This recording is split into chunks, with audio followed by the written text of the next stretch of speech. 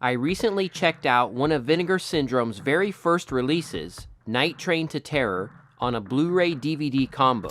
I remember seeing this one to rent as a kid at a local video store called Video Warehouse. I always loved that beautiful big box VHS art, but I never actually picked the movie to rent. I honestly think it might have been the fact that there were no pictures on the back of the box. So was I right not to choose this one back in the day?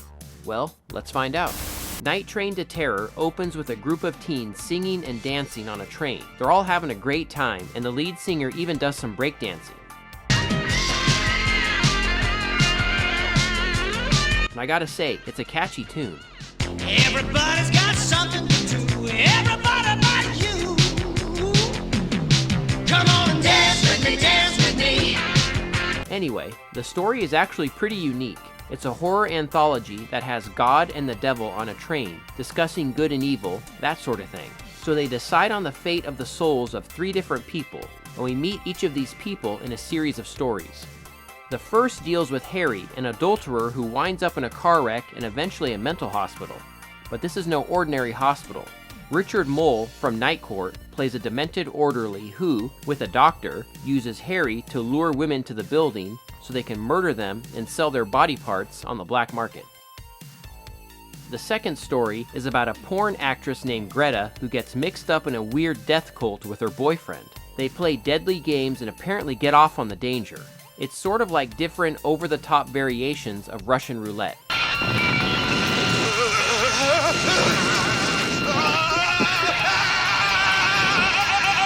The last story is about a woman named Claire who is married to an atheist author.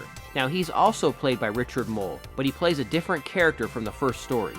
This story also has a creepy rich jerk being investigated by the legendary Cameron Mitchell. Apparently this guy was a Nazi who hasn't aged since the war. Come to find out, he's not only a Nazi, but also the son of Satan, or something.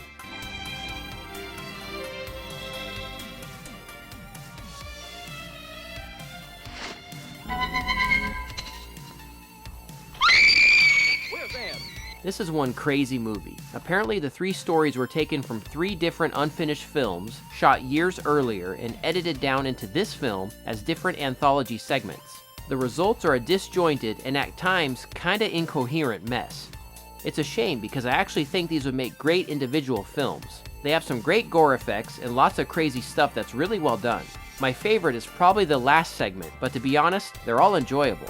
I also enjoyed the wraparound story with God and the Devil. It's kind of a clever setup for an anthology. I just wish the stories weren't so rushed and choppy at times. But once you get past that, you can enjoy them for their non-stop gore and violence. And I'll say one thing, the movie is never boring. I mean, where else are you gonna see a giant stop-motion bug sting a guy only to cause his face to explode? So yeah, it's weird and cheesy, but I had a good time with it. Just don't go in expecting a masterpiece or anything, and you'll be entertained. This 2-disc set includes a Blu-ray copy and a DVD copy of the film. The thick cardboard slipcover that Vinegar Syndrome is known for was included on the first 2,500 units, and it's a beauty.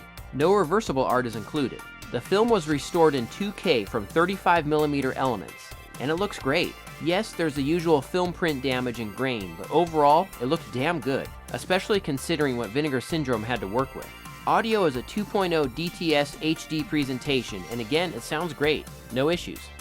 As far as special features, this is where it's a little disappointing. We've got an audio interview with the director that plays over the feature as basically a non-screen specific audio commentary.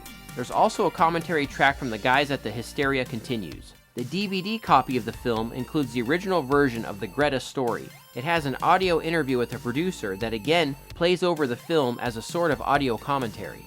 There's also a trailer.